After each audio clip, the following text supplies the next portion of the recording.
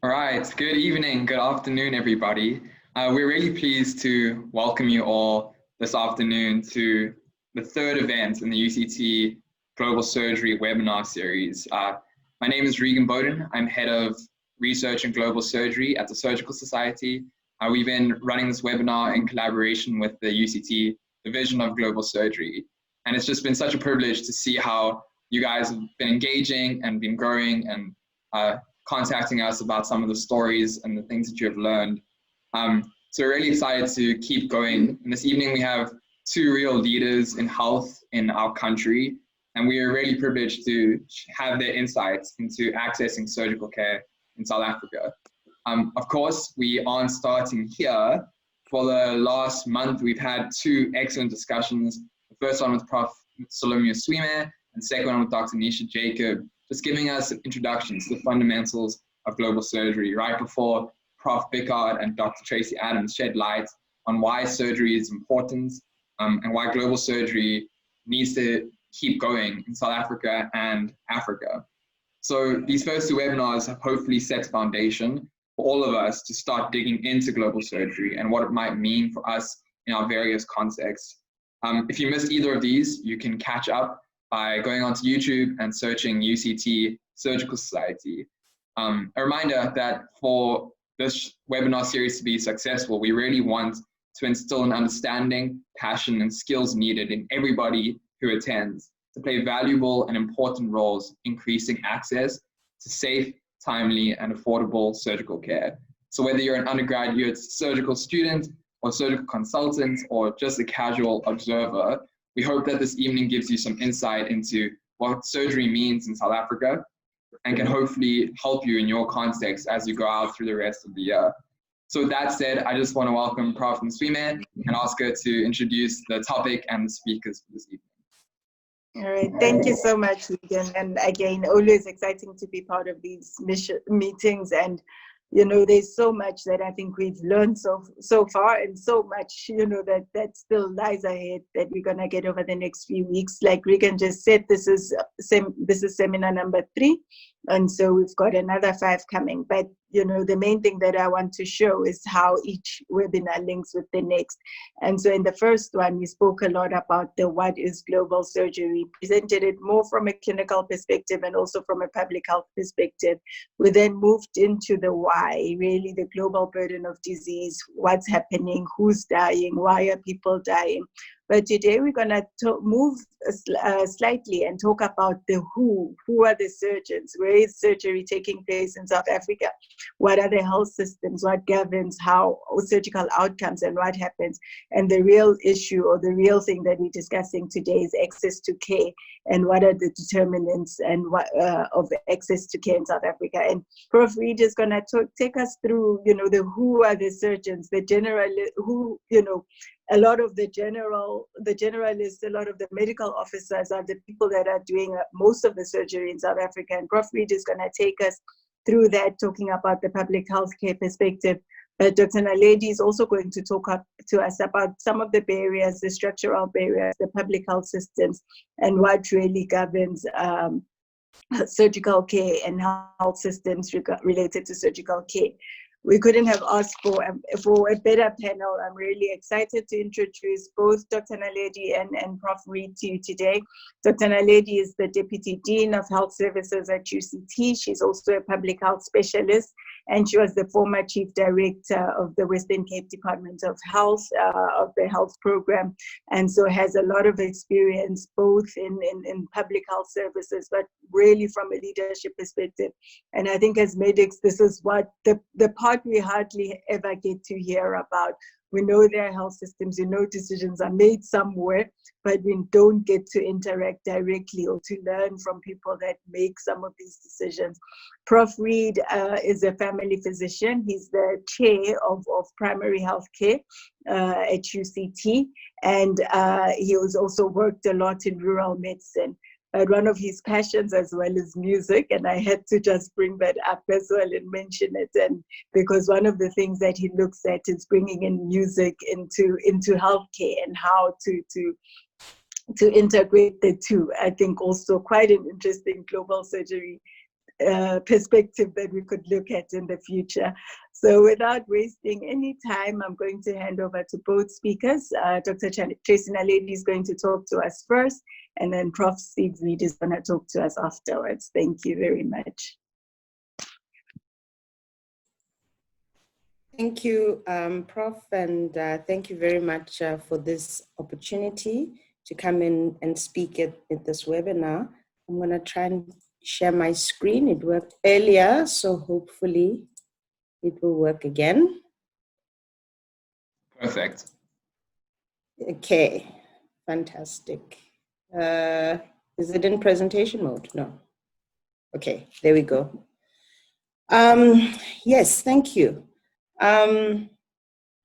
Before I start, I just really want to acknowledge the moment that we are in at the moment. We are in the midst of a COVID-19 pandemic, and I just want to firstly honor all the health workers and the students that are on the platform, and really thank you for your dedication and all that you are and all that you do. We value you and thank you.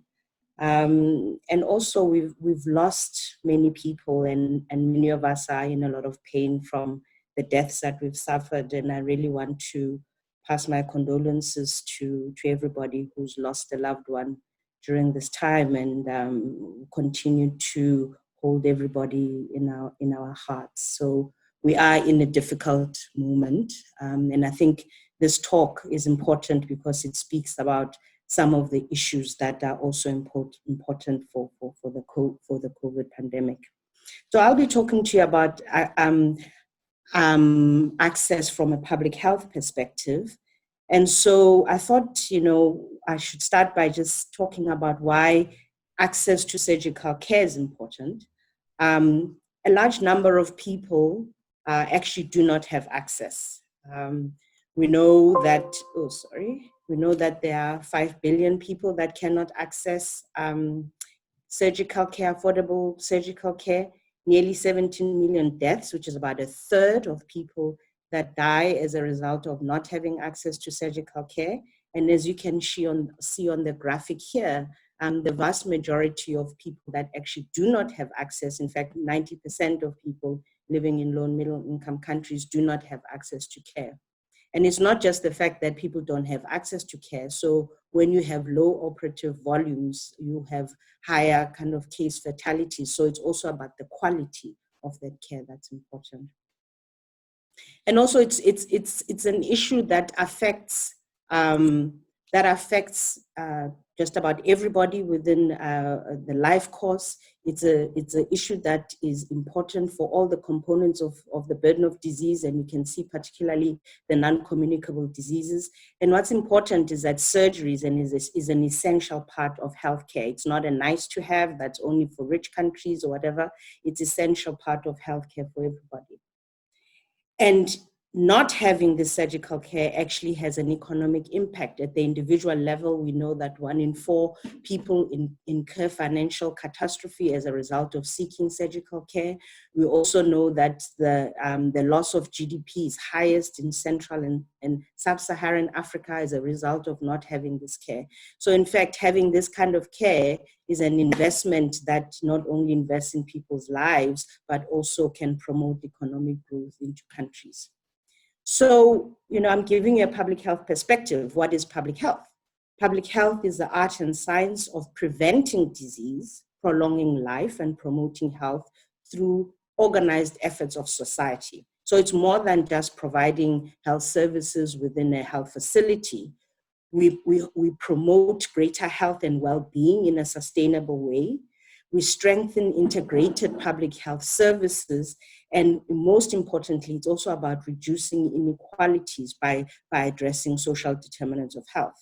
So the premise of our discipline and the evidence that we'll provide, that I'll touch on in a bit, and Steve also will also share, is that where we are born, grow, live, work, and age, and the distribution of money, power, and resources at global and national and local level determines our access to health, not just health services, but health more holistically. So I'm going to use this framework to try and explain what it is that I mean, which is a behavioral and ecological framework of healthcare access and navigation. So if we start with the end in mind, if we look at the outcomes that actually we're trying to have, the WHO Global Can report actually predicted that by 2030, there will be nearly 22 million new cases, cancer diagnosis. And over 17 million of them will need surgery. 10 million of them will be in low middle income countries. And that if we don't actually scale up the health system to be able to provide this, the losses to lower income countries will be in the range of over 12 trillion US dollars. As I've said earlier on, this is both about improving lives, but it's also about the economy.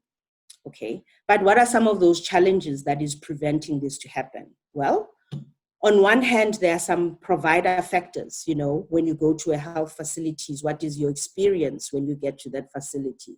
So we have the national core standards that this is a report that is from 2016-2017, which is a report by province.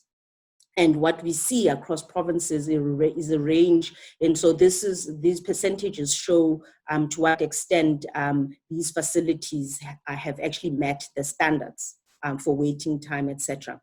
So in terms of the provider factors, waiting time, the provinces range from 56 to 71% of meeting the standards, values and attitudes 51% to 68%, continuity of care 26 to 58%. And this is particularly important for surgical care in particular, because you might have a procedure in a hospital, but you need to go to the primary healthcare facilities, maybe for post-care, etc., or into the community-based care platform, where you can also get assistance around how you cope with after you've had the surgery. Of course, there are health behaviors. On one hand, it's about, as I said, public health is about prevention. So everything that we do is always about trying to reduce the actual burden of disease. So just to use an example of diet, we know that 2.6 million deaths per year are due to inadequate fruit and vegetable consumption. And that if we had to improve our diet, there would be cancer reduction. And I've just given you some examples there in terms of how come the proportion of reduction that would be.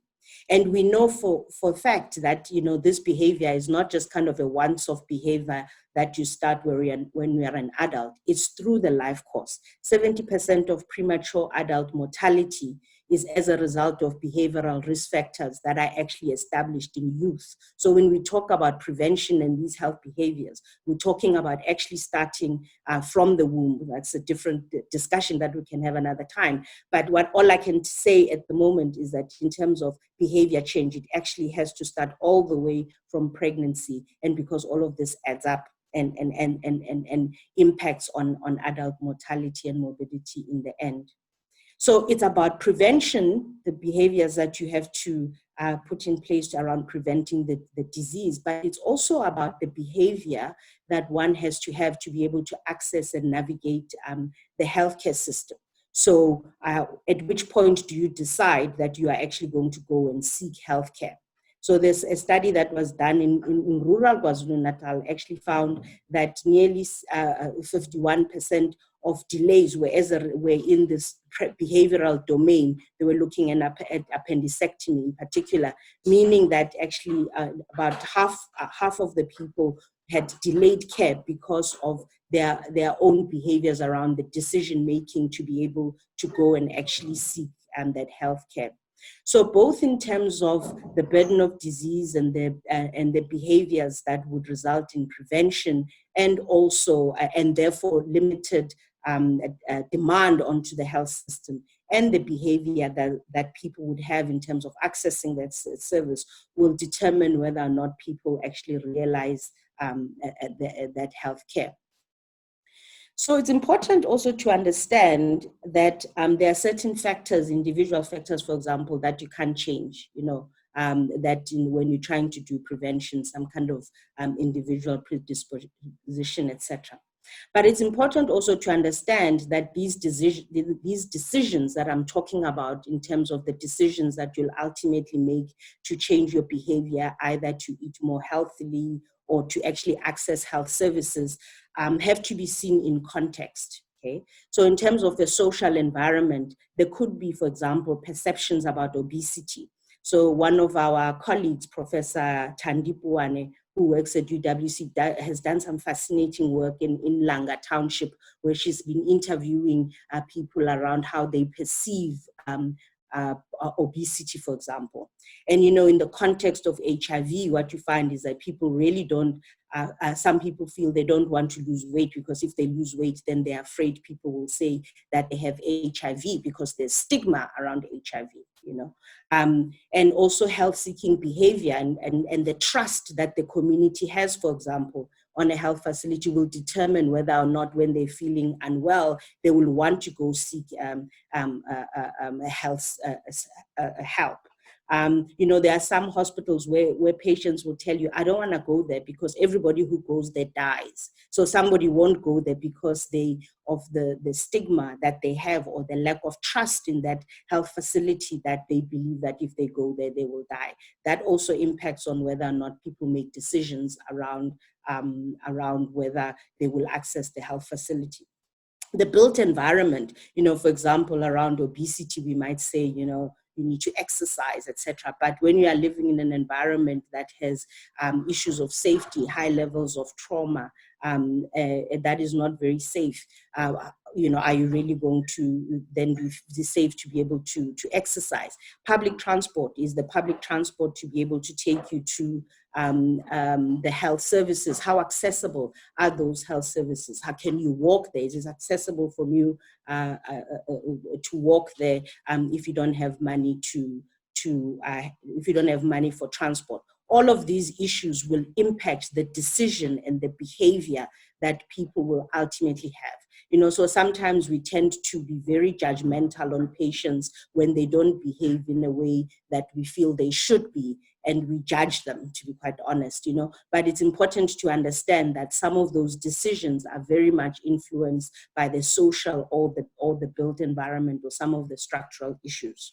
So when it comes to some of, there's this cohort study that is done, where they followed up children of all races in South Africa from birth to 20. And and it's been very nice to be able to see some of the findings from that around malnutrition. We've been talking about malnutrition as example. Is that what that study has shown is that Black youth tend to be shorter than white youth.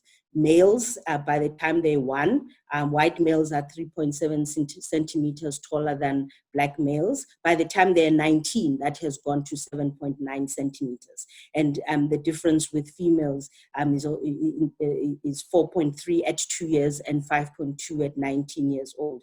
With regards to body weight and obesity in particular, females, both Black and white, tend to be more obese and overweight than males. But Black females in particular tend to be more overweight. By the time they're 21, nearly half of Black females are overweight compared to white youth that is only between 15 and 20%.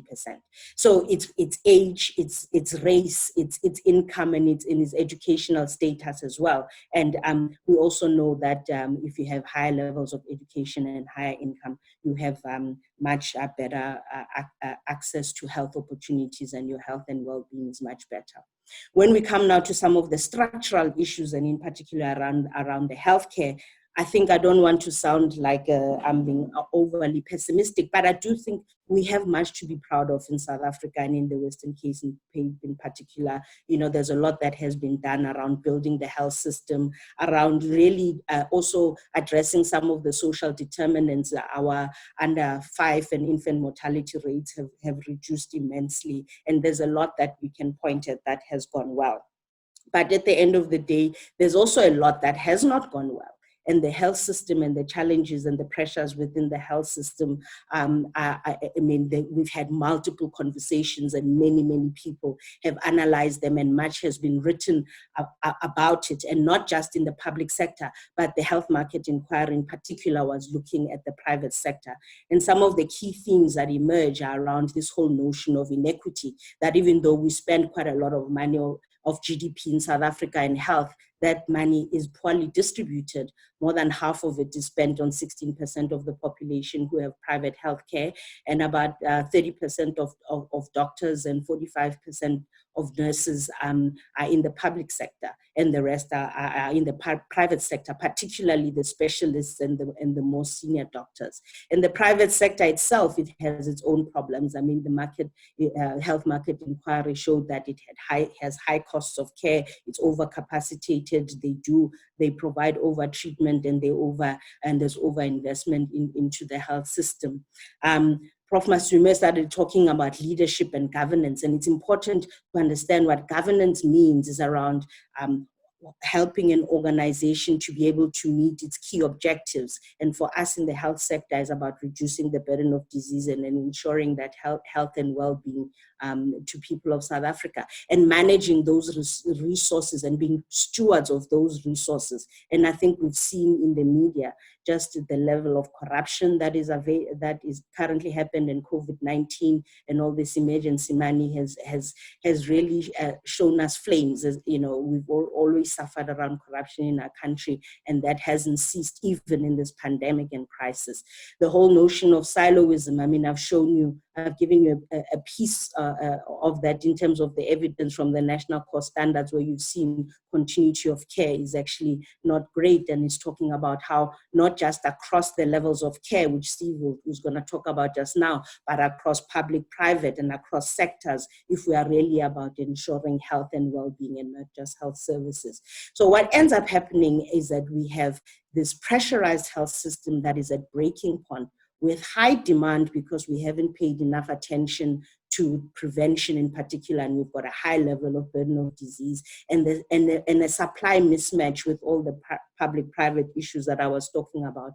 Staff burnout, poor patient experiences, et cetera, et cetera. I think at the core, the South African health system is not working for anybody or for most people. And in fact, it is ranked 175 out of 190 by the WHO. You know, so in terms of how much we invest, you'll see South Africa there. I'm not sure if you can see my pointer.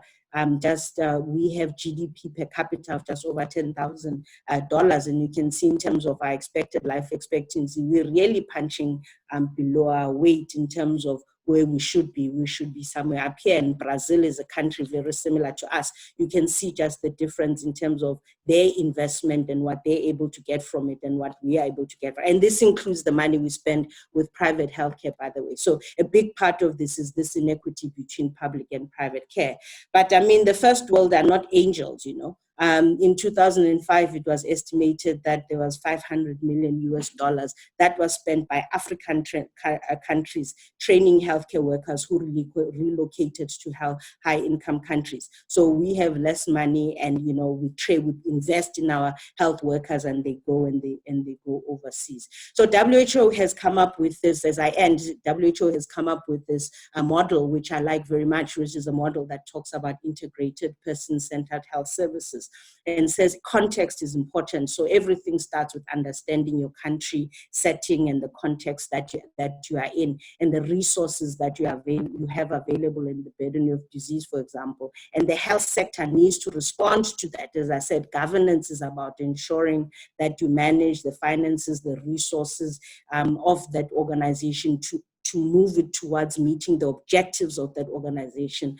In this case, for the health sector, is around ensuring health and well-being. The service delivery platform that is developed is networked and goes across platform and has health workers, etc., that are competent and that are available. That also is not just about the health sector; it's about the other sectors as well. Particularly when we start talking about prevention and addressing some of these determinants, and that the health system that you create has to be one that is universal, that's available for everybody. Everybody receives it in the same way, it's equitable, and it centers people. and it's integrated. So instead of coming today for my diabetes and tomorrow for my HIV, etc., it's centered around me and the needs, and you try and integrate it and make sure that I get what I need when I need it. And I'm a person in the context of family and community, and that needs to be taken into account. And I think these are some of the things that Steve will pick up on now and start talking about them in terms of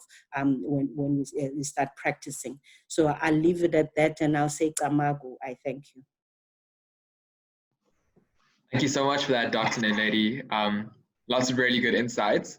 And we've had a few questions that I can't wait to ask you at the end. I really appreciate everything that you've shared with us. Prof. Reid, can you get ready to present for us? Yeah, I can do that. Cool. Sure. Do you want me to carry on? You don't want to deal with questions? No, we'll do questions at the end. Okay, fine. Good. Well, that was a really useful prelude to what I'm going to say, because I think it complements my experience, which is as a rural doctor and a generalist. I'm a family physician. And I qualified in the mid-1980s when this country was in its own particular, the crisis of that time. And by the time I got to 60, I was determined to specialize in surgery. And my particular passion was hand surgery. So I started specializing actually in, you can get to hand surgery either through orthopedics or plastics.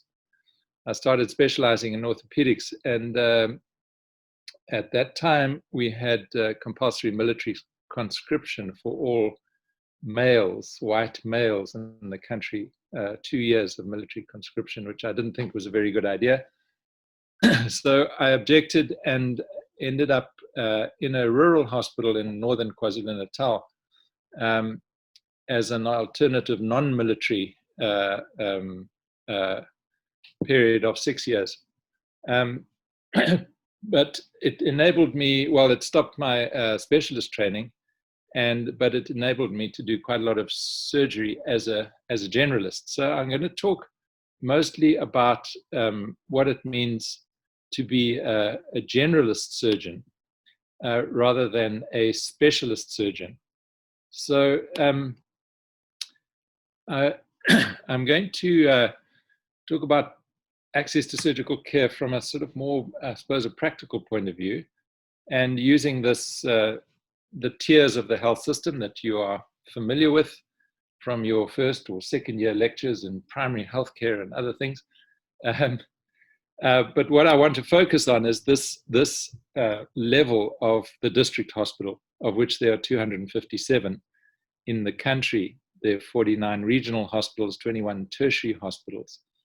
So just by sheer weight of numbers, a huge amount of surgery actually gets done at district hospitals, and they're the gateway to the specialist centers at regional hospitals.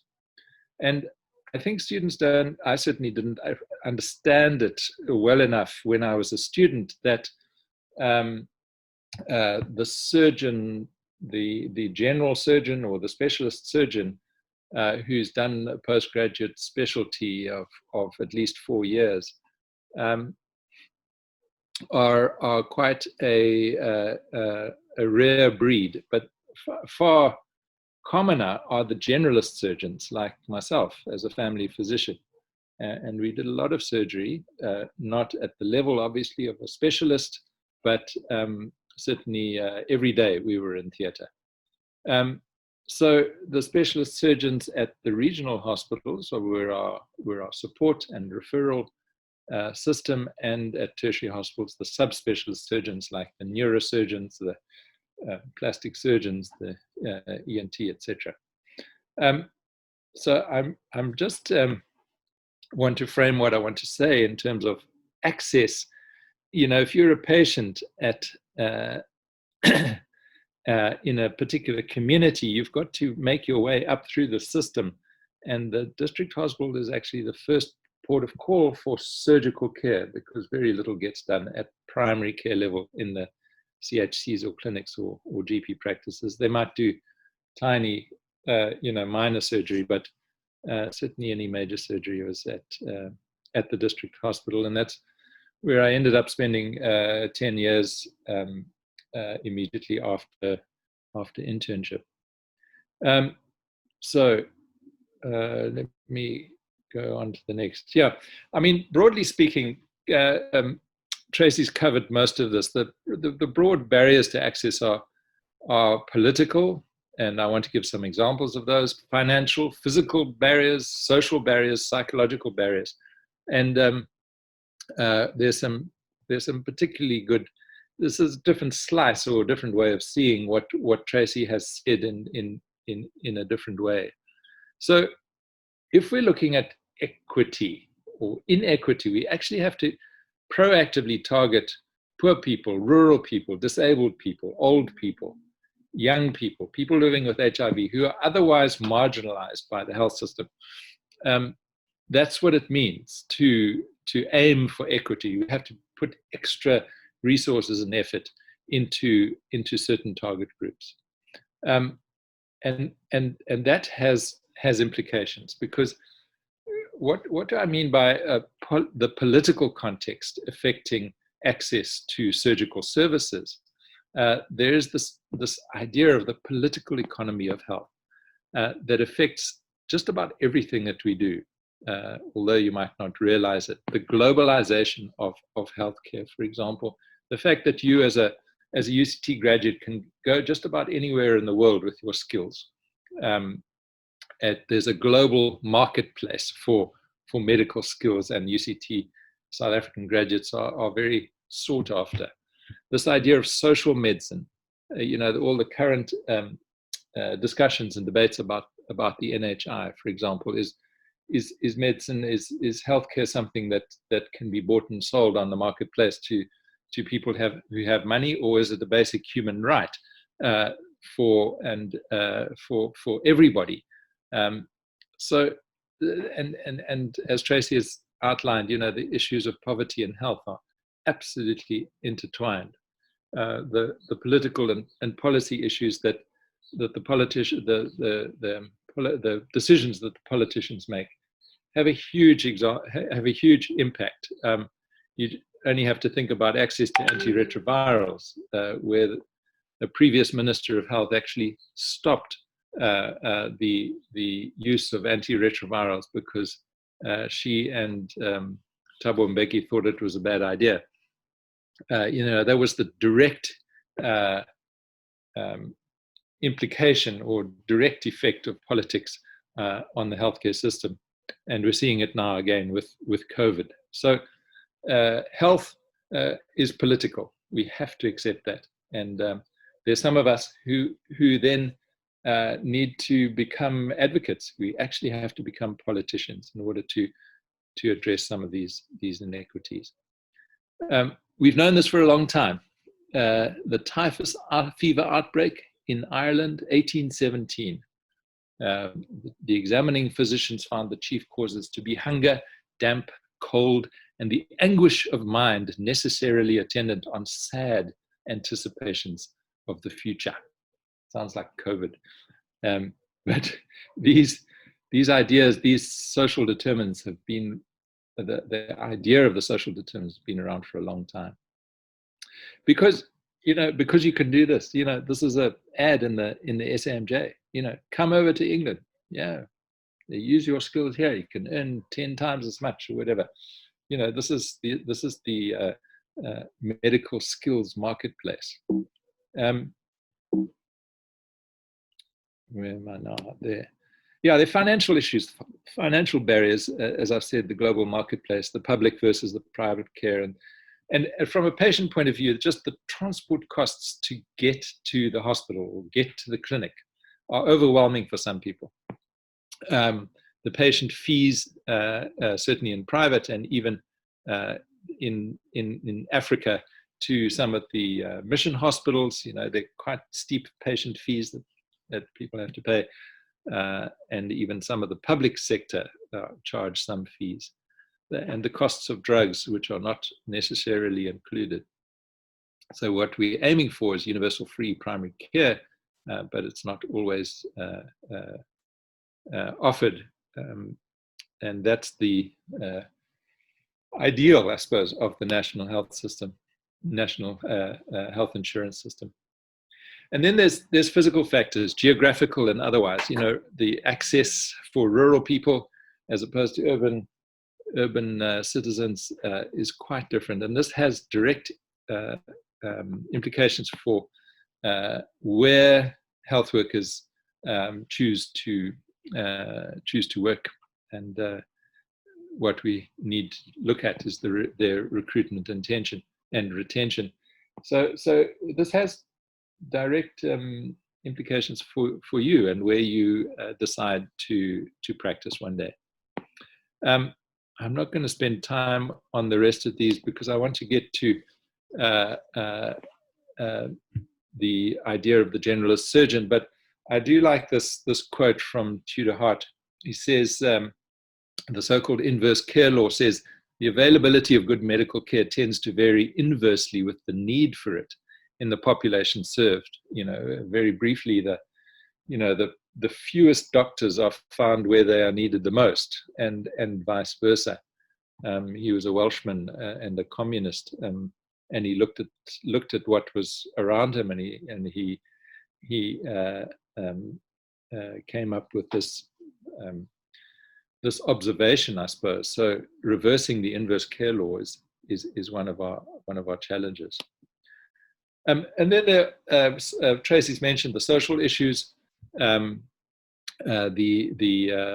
waiting times and the relationships, the continuity of care, the cross-cultural care, and then finally the behavioral issues, the stigma and the attitudes of staff, continuity. You know, people often delay care because they're scared. You know, I'm sure this lump in my breast will go away if I just rub it every day or I ignore it.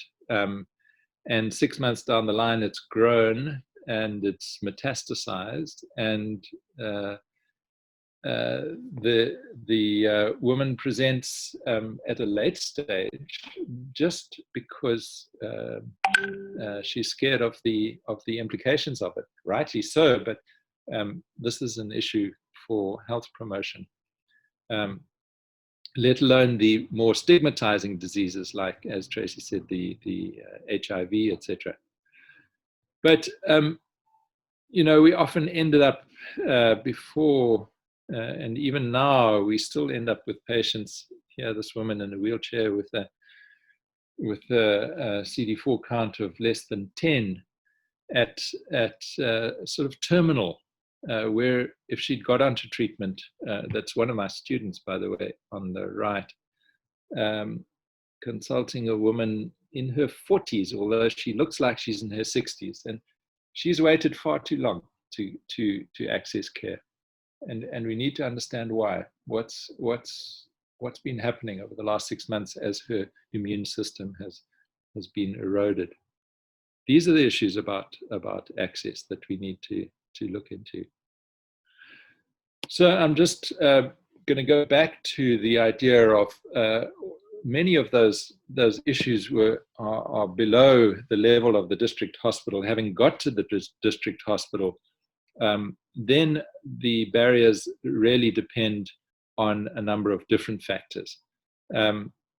So all I've spoken about so far are home and community-based and primary care level barriers to access.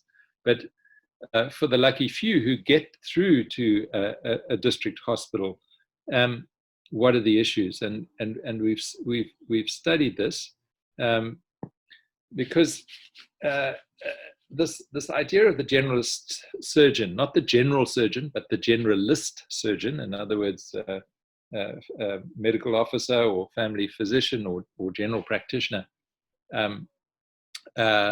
was succinctly wrapped up in this definition for me halfway through my career in in rural medicine as being any patient with any problem, anywhere and any time. And that seemed to capture a lot of it for me, because that's what we were pitched into in rural KZN. But what it amounted to surgically was a lot of obstetrics. Cesarean sections were our bread and butter. We did at least one a day, sometimes 2 or 3. Ectopic pregnancy, laparotomies, tubal ligations, and DNCs. These are the commonest operations we did.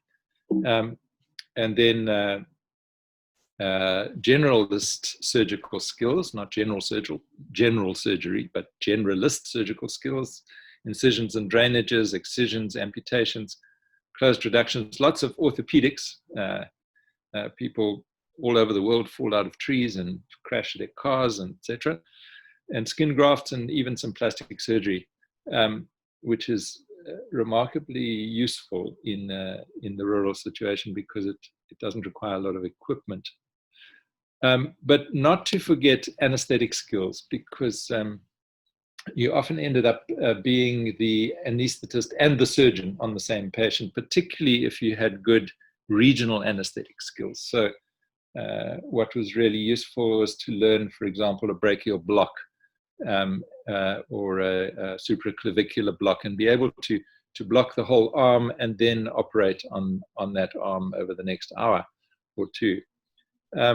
And obviously spinal anesthetics were our stock in trade for the cesarean sections. But pediatric anesthetics was its own particular challenge. So when you come to your anesthetic blocks in 5th year and 6th year, pay great attention, because you will need them in your comm service here. So that was very briefly some of the top skills. We used to say to new doctors, especially those coming from overseas, learn how to give a safe spinal anesthetic, how to resuscitate a newborn, and how to greet a patient in isiZulu. Those are the 3 skills for the first week, and then they worked from there. Okay. But the study we've just done on essential and emergency surgical care, it's abbreviated to EESC. This is with Katelyn Pye and others who Prof. Maswim knows well. We identified these barriers as the major barriers at a district hospital level: staffing, the training and skills of the staff, the infrastructure that's available, the equipment that you need, and the communication and support. And each of those was absolutely crucial. We couldn't do without one of them. So a lot of things depended on what skills that anybody in the team had from previous experience or from going on a specific training course. But you couldn't apply those skills if you didn't have the equipment to do it. So let me finish off with 2 case studies, just to make it a bit more real. And these were 2 patients that I saw in, I think, my first month of rural practice in KZN. 15-year-old boy was bitten on the lower leg by a Mozambique spitting cobra at about 4 o'clock in the afternoon. And he's brought to the district hospital at 10 p.m. So I'm on call at 10 p.m. And I'm thinking, did they give us a lecture at UCT on snake bites, or did I just miss it? Because I don't know what the hang to do. He's hemodynamically stable. He's in severe pain, and his leg is with a tight tourniquet, and it's swollen. He's got a tourniquet around his thigh, and his lower leg's very swollen. So what would you do? Release it? Should you release the tourniquet? Should I see if there's some anti-venom? What do I do next? Anybody in the chat? Don't know if I can see the chat. Yeah, okay. Prof, I don't think anyone's going to be able to tell you about this now. You haven't. you haven't had the snakebite lecture. I think we must introduce that to 6 years, because I needed this at 10 o'clock in the evening in my first month at Bethesda Hospital. The answer to the tourniquet problem is, tourniquet issue is, put up a drip with 5% dextrose, because if you release the tourniquet, you get a massive infusion of potassium, which can kill a patient. So the answer is, you release it, and then you tie it up again, and you release it, and you tie it up again, and you release it just for 10 seconds at a time. So you're releasing boluses of high potassium into the system, but not in lethal doses. And with a drip full open with 5% dextrose, so that the potassium is absorbed into cells. Antivenom doesn't work for Mfezi, for spitting cobra. That's just by the way. But this boy, we released the tourniquet. He survived the acute thing. He recovered over a few days, but there's a large area of skin that darkened over his lower leg, like 20 centimeter by 10 centimeter area that looked very dead. So we took him to theater after 7 days, and we found a huge area of subcutaneous necrosis. Basically, all his subcutaneous fat had necrosed, but much of the skin survived. It didn't necrose, but he was left with an open area. So after 14 days, we did a split skin graft over the open area. The point of this case is that all of this was done at a district hospital without referral to a regional hospital or specialist surgical service, and he had very good healing with full function. I saw him a couple of years later. So if there is a snakebite lecture, go to it, take notes. You'll need them, especially if you end up in KZN in your community service. Last case, quickly. A 50-year-old man. He injures his right eye with a piece of wire. And on examination, he's completely blind. He's got no light dot perception, penetrating injury with disruption of both chambers. It's a mess. You know, his right eye is pretty much destroyed. So what do? Do you refer to an ophthalmologist? For us, the ophthalmologist was in Durban. That was at least a 6-hour journey plus a few more hours looking for the ambulance. You know, what would the ophthalmologist be able to do? Is it urgent? Should you send them that day, that night? Is the ophthalmologist going to be able to save the eye? And the answer to those questions is no and no. The eye was beyond saving. This is also one of the first cases I had to deal with, because we admitted him to the ward. The pain was very severe, and the superintendent asked me to do the enucleation of the eye under local anesthetic. Now, I'd never seen that, let alone knew what an enucleation was. And he asked me to do the operation, so I had to read it in the book and do the procedure, which is a destructive one, because you're basically removing the eye under local anesthetic. But I had to find out how to give a local anesthetic into the orbit, so this is a real situation. The ophthalmologist wouldn't have been much help. He would have been a day to Durban and a day or two coming back with a letter saying, well, he needs an enucleation. We did it anyway. But it did give him immediate relief, and he went down to Durban for a prosthesis 2 months later. So these are just gives you a taste of the district level generalist surgeon.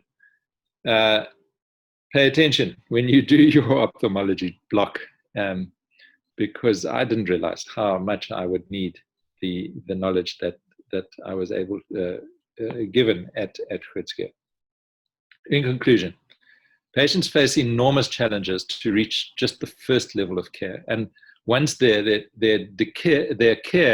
quality of care depends on you, on the skills of the staff. You'll probably be in one of these hospitals for your community service, because most comm service offices end up at the district level. The generalist surgeon at the district hospital is a key role. Safe anesthetics are needed as much as surgical skills. Yeah, you can't do the one without the other. And teamwork is essential at a district and regional level, with support from regional centers.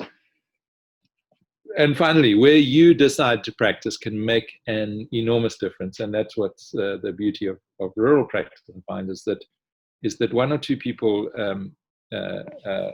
just committed to a particular part of the health system for 4 or 5 years can make an enormous difference to the health status of that community. So let me end there, and look forward to your questions and discussions. Thank you so much, Prof. Reid. I'm actually quite disappointed in myself for not having the courage to speak, because what you described about that snake bite was exactly what I was thinking in my mind the whole time. So, Prof, the first question is for both you and Dr. Naledi. I think you both mentioned once or twice the roles that a political system can play in accessing surgery. So the question is, how do we influence the built environment and political discourse to increase access to safe surgery in a timely manner, even as health professionals? Tracey, you want to? Let me start. I think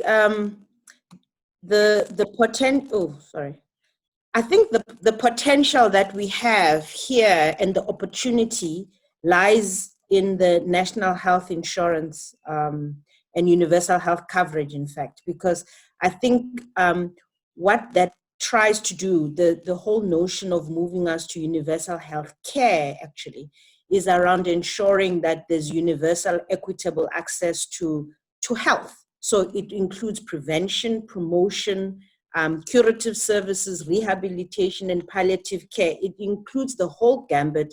It includes addressing social determinants. It includes also working with communities and getting involvement. So I definitely think we should all kind of fall behind the universal health care agenda and advocate for that. And I think the NHI is just a funding model, but at the end of the day, in terms of the agenda that it's trying to advance, is that one.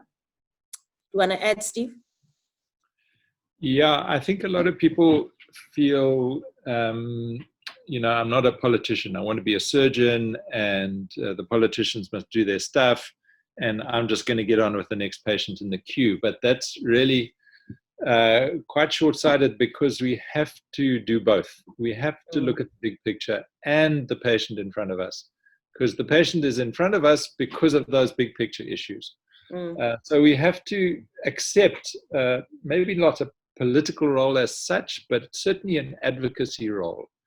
We have to advocate on behalf of our individual patients, and we have to advocate on behalf of our patients collectively.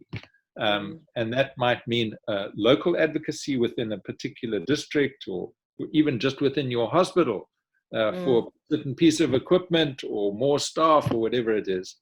It might be advocating at a wider level, at a provincial level, for you know, like the Eastern Cape struggling for oxygen in the COVID pandemic.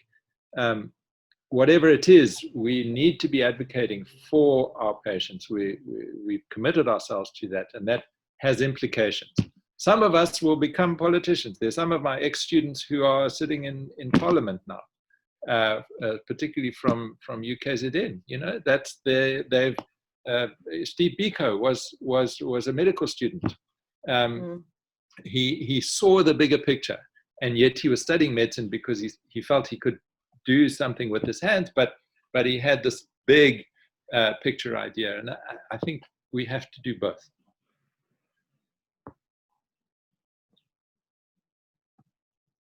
Thank you so much for that. I think it's something that medical school and health professional training often neglects to train us in. And it sounds like it definitely is a really important vehicle for creating change that we want to see in our patients. And I guess the next question sort of builds onto that. And it says that for a lot of people, surgery is a very scary process to think about. How do we build collective trust to overcome this so that people seek care when they need it? And I think both Steve and I articulated some of the reasons why people don't seek care. And I think I'll go back to universal healthcare, because I think at the core of it is taking health and services to people, and community-based services in particular. That is what brings health services and health closer to people. And for example, community health workers who are part and parcel of that community, they can actually talk to their neighbors, and they, it's different something coming from Steve Reid than something coming from your neighbor, So I think education or orientation to health and well-being in its broad sense is part and parcel of delivery of healthcare. And I think the opportunity is with regards to community health workers and primary healthcare practitioners, actually, because 90% of people access primary healthcare, actually even up to the district hospital, and most of the time in terms of accessing most of their needs. And I think as Steve tried to show you, that actually a lot can happen on the district health system, which is the district hospital all the way down. Steve, do you want to add? Yeah, I misunderstood the question initially, but yeah, surgery is very scary from the patient's point of view. We often had problems of consent for surgery, especially in an emergency situation where people felt they needed to consult their family before going ahead with surgery. And so communication and cultural understanding was really important. If it was a dire emergency, we often had no choice. We would have to go ahead unless the patient absolutely refused. For children, we had the legal support to override whatever and operate. But I would say that communication, particularly around consent, but all the way through the process of pre-op, post-op, etc., is absolutely crucial. All the medical defense union claims against the medical profession are essentially about poor communication. I just want to add that what we have to understand is Sorry, that Dr. Naledi, your microphone is very static. I don't know why. I don't know if can you try? Yeah. How is it now? Perfect. Thank you. I just wanted to say that the one thing we've got to understand is that patients intersect with the health system when they are mostly sick. Of course, you do get patients who will come for prevention, for when they are well, family planning, immunizations, and things like that. And we've just spoken about some of the social and environmental structural factors that happen in your house before you actually get out of your house to seek care. And I think the importance for me of having a health system that is embedded within communities is that what that means is that communities know what that service does. They build trust with it, and they depend on it as a community resource. It's not just something that's plonked there, that in a paternalistic way to say, here we are the high and mighty, we know what, so and all those things have to happen actually before people get sick. Do you understand? So I just wanted us to actually take that into context, that we are a small piece of a much bigger world.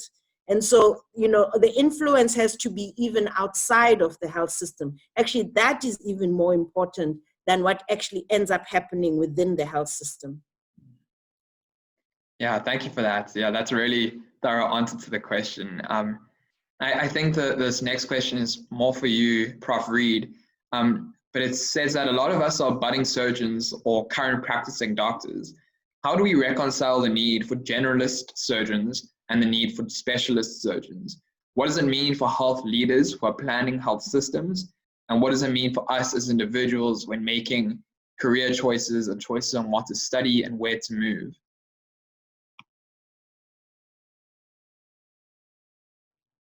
That's a really good question, and I've studied it a bit, the need for specialists as opposed to the need for generalists. If you look at the graphs over the last 20 years, the number of generalists in South Africa has actually risen, and the graph is a exponential one. The number of specialists has risen in a linear fashion, according to the number of registrar posts available. So there's no doubt in my mind that we actually need more specialists, but the problem is funding. And so there's a very limited gateway to specialist training. The reality is that the majority of people will end up as generalists.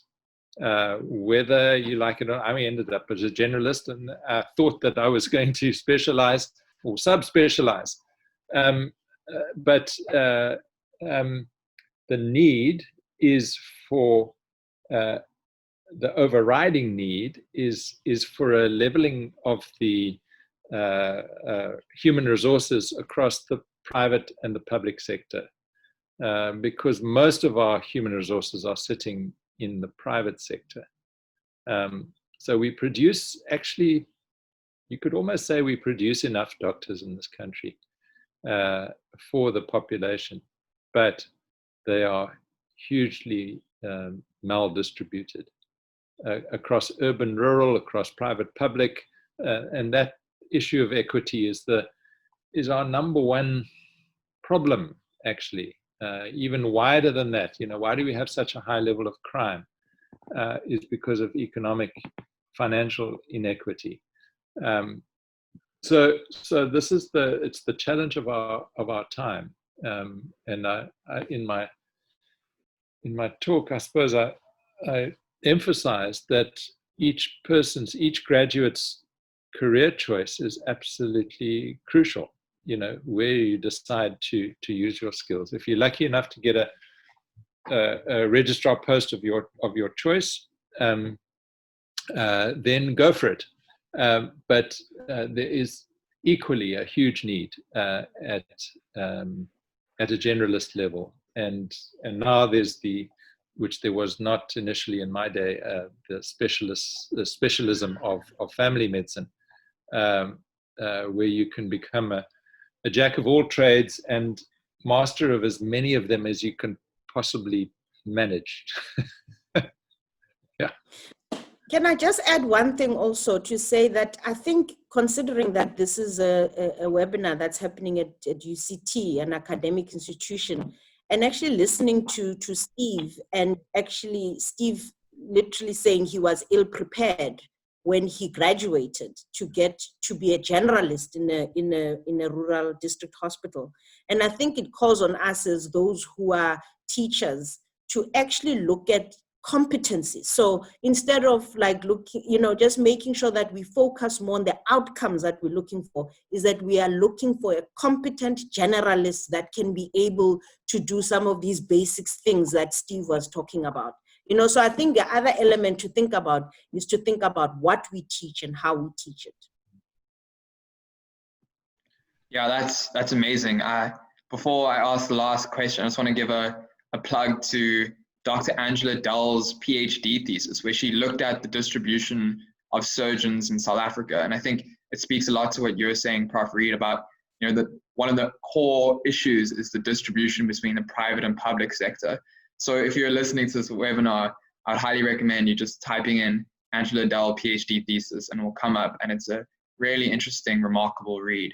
And then I think that the last question speaks to what you've been saying now, but is there anything specifically you could add to how do we bring across access to surgical care in undergraduate and postgraduate training? and how do we center that in the health professionals that we are creating? Okay. I think more students need to get out across the country, use your electives, use your student societies, your VACs, to understand what happens outside of Cape Town and outside of Groot Schuur, because this is a little, not even a microcosm, it's a little bubble. And as soon as you go to another province, you realize, whoa, this is another country. So just getting that perspective, I think, is really important. We're doing what we can within the curriculum, but it's quite constrained. We've started the program in George, the Garden Route program, to give final years more of a perspective of district level care. And I think the two electives now in sixth year, that's the opportunity to go and explore, find out, see what it looks like and feels like in a completely different environment. I think it's really important. But yeah, don't miss the snakebite lecture. And the other one that I think I missed, because we landed up in a malaria epidemic. I think I missed the malaria lecture as well. And, we got a crash course we had like literally 300 patients with malaria. And I'd missed that lecture too. So I had to read that up quickly. Yeah. Dr. Naledi, is anything you want to add to that question before I hand over to Prof. Masume? Okay, cool. Thank you, Prof. You can take it away and then give it to Savannah at the end. All right, thank you so much. And Dr. Naledi, are you saying something? Okay, all right. Thank you so much, both to Dr. Naledi and Prof. Reid. I mean, these were excellent talks, which are very insightful. And I think, so much has come up. I can't even summarize what you've all said, but I think you've gotten all of us thinking about so many things. I think one of the key things that came out was prevention is key.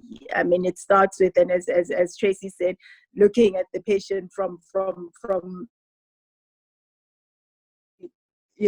looking at the health system, the world, everything around the patient, and looking at them from the womb versus what have issues around the generalist and the training of the generalist generalist surgeon.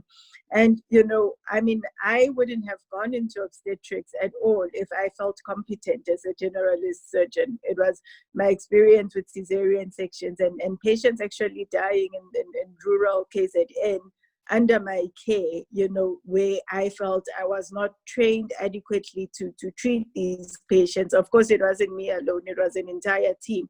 But whilst a lot of surgeries happen under the care of the generalist surgeon, a lot of research has also shown that a lot of patients die as well in district hospitals, not just because of the surgeon, not at all, but more because of the systems, where if something goes wrong, we're not able to get them to the nearest hospital in time. There aren't enough resources, equipment, there's a lot that goes on. So we definitely need to look at what can we do to improve training, competence for the generalists, because ultimately that's where most of our patients are going to be seen and treated. And then lastly, so much that you've said, but I think for the medical students particularly, I think the notion that you have to specialize when you finish, choose a specialty. I think this talk highlights very well that all of us can make a difference. All of us ultimately will make a difference regardless of what we choose. And some will want to be generalists, and there's nothing wrong with that. And I think trying to debunk the myth that we all have to become specialists and subspecialists. I interacted with a lot of students who are interested in contributing to global health and global health systems, and how can we change the world? How can we, look outside of the continent and be part of WHO and all of these. But at the same time, you know, I like what Prof. Reid said, that, you know, you've got some of you are going to end up as politicians. You know, it's not us and them anymore. It's some of us are going to be specialists, some of us are going to be generalists, some are going to be politicians, some are going to, you know, make decisions in global organizations. And it's really looking at your career from a perspective that choosing what you really enjoy and finding your space, and not looking at 6 specialities, but rather how can I make a meaningful contribution and choose to do something in the future that really aligns with my passions and desires, and not putting yourself in a box.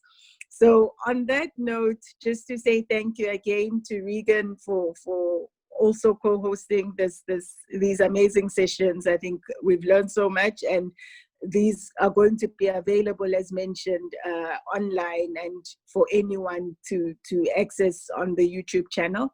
And thank you again to Savannah and SurgeSoc for organizing this, and for your amazing leadership in getting this together. So handing over to you, Savannah. Thanks, Prof. Just quickly, on behalf of the UCT Surgical Society, I wanted to say a big thank you to all the speakers for joining us this evening. To Dr. Naledi and Prof. Reid, thank you for the insightful and challenging talk this evening on the barriers to accessing surgical care in South Africa. Dr. Naledi, I found the point that you raised at the beginning of your presentation particularly interesting, where you said that low operative volumes result in higher case fatality. And so actually surgical access is not only about increasing the number of surgeries we're able to provide, but it actually impacts also the quality of care we can provide. So I thought that was really interesting. And Prof. Reid, I really enjoyed hearing about the important role that generalists can play in accessing surgical care, particularly in the peripheral hospitals in South Africa. So I've been inspired to attend my surgical and the snake venom lectures this year. And then, as Regan and Prof. Maswime have both mentioned, and I will mention it again just so that everyone is aware, we will be uploading this webinar within the next week onto the UCT Surgical Society YouTube channel. So if you have any friends or colleagues that missed it, please do spread the word. And then our next talk will be happening on the 11th of August at 5 p.m. So the same time, Prof. Cancross and Prof. Nseke will be tackling the power dynamics of global partnerships. So I'm very sure it's going to be a fantastic webinar.